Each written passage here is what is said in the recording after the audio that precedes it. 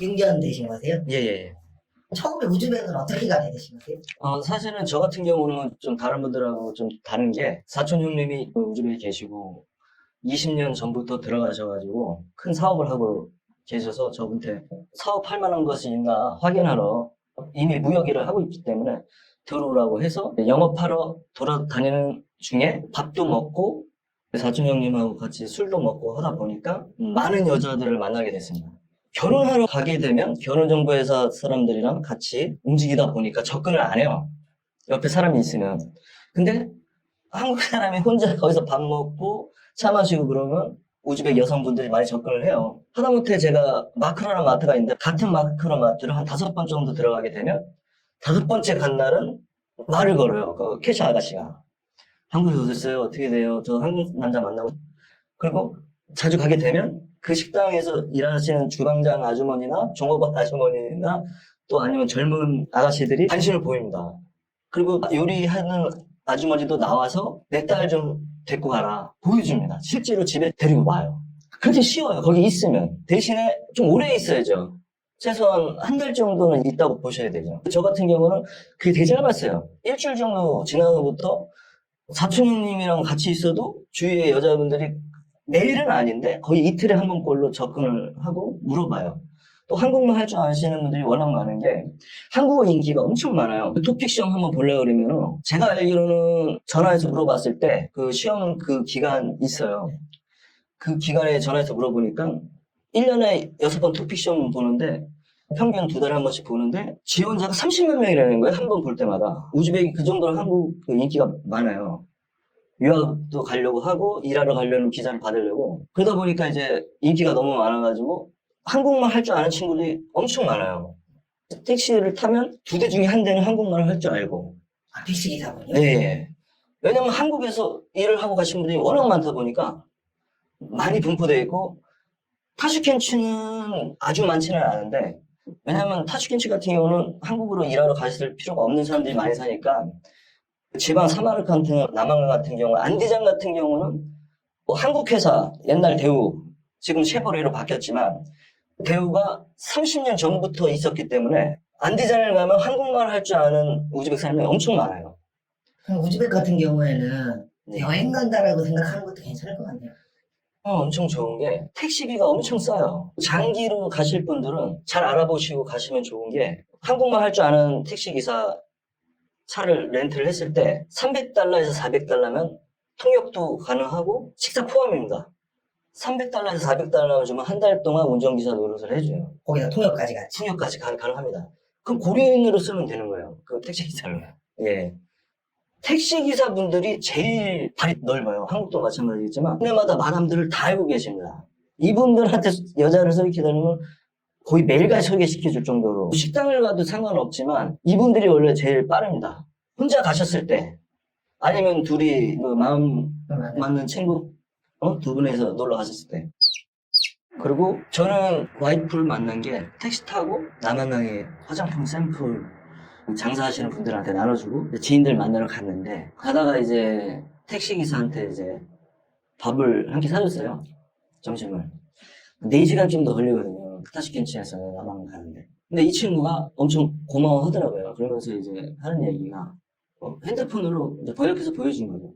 이 친구는 한국말 잘 못했어요. 대부분 한국말 잘 하는데 이 친구는 한국말 못해가지고 저한테 이제 결혼했냐 안 했으면 자기가 그냥 동네에 있는 참한 여자를 소개시켜주겠다고 하더라고요. 그래서 알았다.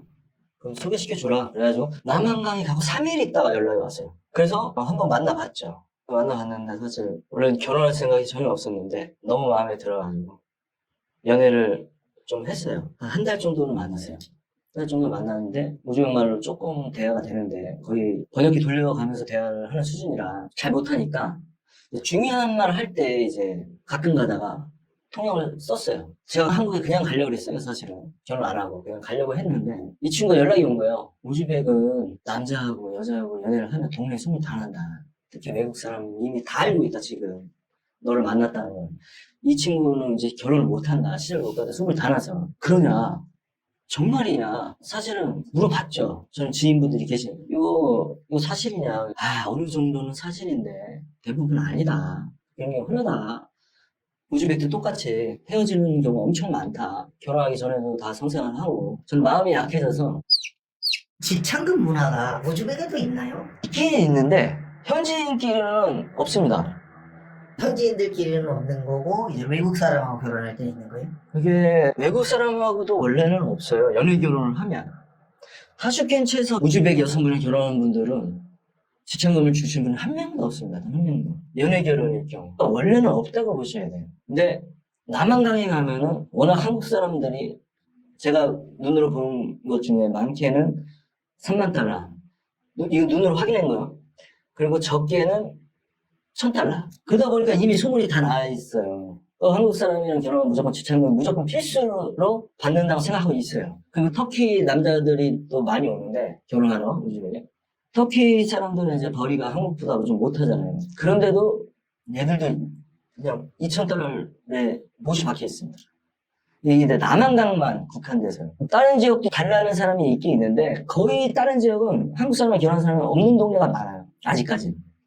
남한강이 좀 많은 거고 나머지 지역 사마르칸트라든지 이런 데 있긴 있는데 적습니다. 굉장히 적어요. 숨 다 나요. 한국 사람이 결혼하면 이렇게 된다. 한국도 똑같잖아요. 네. 누가 이렇게 해줬대더라 네. 그러면 나도 받아야 되는 거 아니야? 근데 문제는 한국에 소문이 나거나 이러지는 않는데 거기는 그냥 바로 소문이 다 나요. 어느 정도로 소문이 빠르냐면 제 결혼하고 나서 그 다음날 혼자 슈퍼마켓 갔는데 다 알아요. 결혼했다가 내가 누군지 알아요. 저 사람 누구 남편이다. 다 알아요. 그 입대뿐만 아니라 전체가 다 알아요. 남한강이 그래도 좀 넓어요. 인구도 상당히 큰데 다 알아요.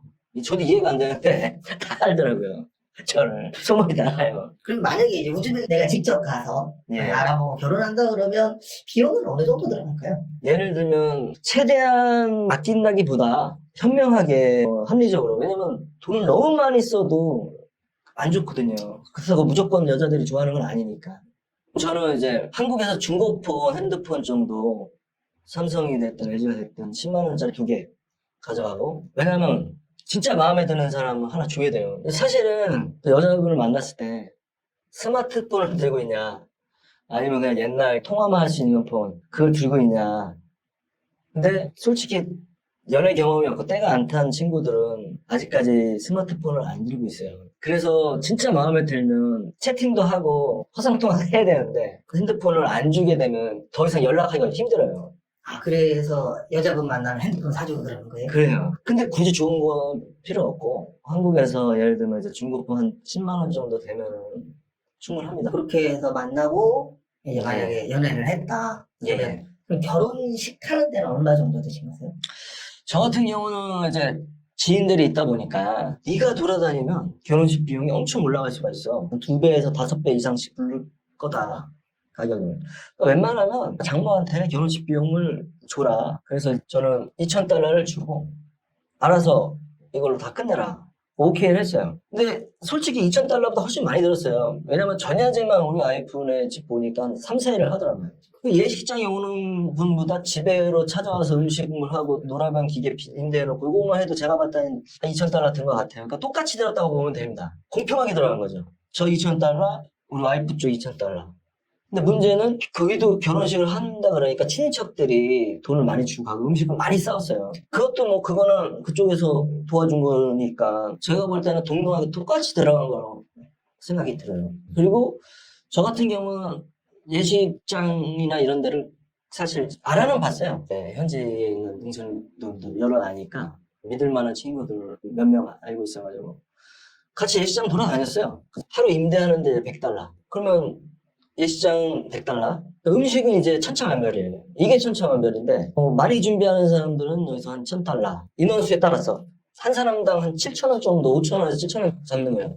하객비. 100명 올 거면 음식 비용이 이제 한 50만 원. 우리나라 돈 50만 원. 한 200명 잡으면 140 정도인데 대부분 50명에서 100명 사이로 오니까 음식값을 한 100만 원을 치고 술을 한 병씩 깔아할 때는 돈이 더 들어가는 거고 그런 차이가 있어요.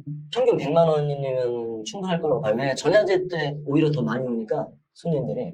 그리고 사진 촬영, 앨범 촬영, 그 비디오 촬영. 저 같은 경우는 이제 한 300달러 합쳐서. 그리고 가수 100달러. 사회자용 가수. 춤추는 친구들 2, 3만 원. 자동차 5대. $200. 4시간. 사진 찍고 돌아다니고. 그렇게 하니까 실질적인 비용은 200만 원, $2,000. 근데 여기서 손님이 많고 적고 차이로 150만 원이 될 수 있고 300만 원이 될 수 있는 이 정도. 이 비용은 신부 측도 같이 사용한 거예요. 거의 동등하다고 보는 게 $2,000, 아마 $2,000 정도 들었을 거예요. 전야제 그 손님들이 제가 봤을 때도 어마어마하거든요.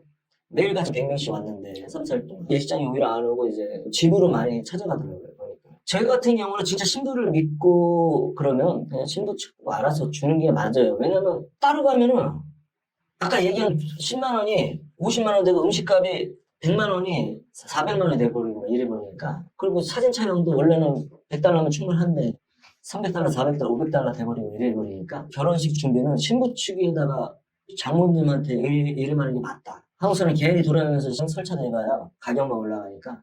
그럼 만약에 내가 직접 가서 연애부터 해서 결혼까지 한다라고 한다면 네. 몇 번 왔다 갔다 하느냐에 따라서 차이는 있긴 하겠지만 네. 어느 정도 들어간다라고 생각하세요? 근데 이게 비행기 표 값은 빼야 되는 게 그거는 뭐 어쩔 수 없잖아요. 이게 차이점이 비행기 표를 뺐을 때는 솔직히 순수하게 결혼식 비용은 한 300만 원 순수하게. 왜냐면 200만 원은 결혼식 비용이지만 한 100만 원 정도는 기타 경비, 선물도 사야 되고 꽃도 사줘야 되고 연애할 때 한 100만 원 정도 쓰니까 같이 여행도 다니고 놀러도 다니고 해야 되니까 300만 원.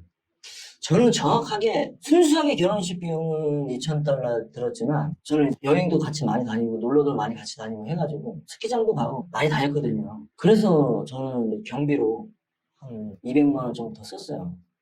근데 그거는 이제 저도 여행을 같이 했기 때문에 한 달가량. 순수하게 결혼 비용은 한 200만 원에서 250만 원? 그럼 혼자서 이것저것 다 한다라고 쳐도 1,000만 원이면 넉넉하게 하겠네요. 저 같은 경우는 예식장비 포함해가지고 800만 원 쓴 것 같아요. 비행기 표값 포함해서. 순수하게 결혼 전까지 들어간 거. 그러고 나서 세종학당이고 학원을 제가 끊어주고 한 달에 $100 정도 들어가고. 그리고 이제 한국에 들어오면 이제 제가 생활비 $100에서 $200 한 달에.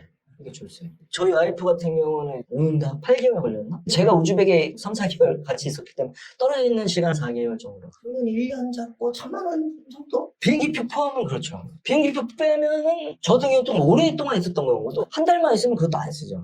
한 달에 한국 사람 기준으로 한 100만 원 쓰니까 집 임대 비용 한 $300 그리고 먹고 자고 하고 좀 와이프 학원 보내주고 한 $1,000 정도 쓰죠. 용돈도 주고 해야 되니까.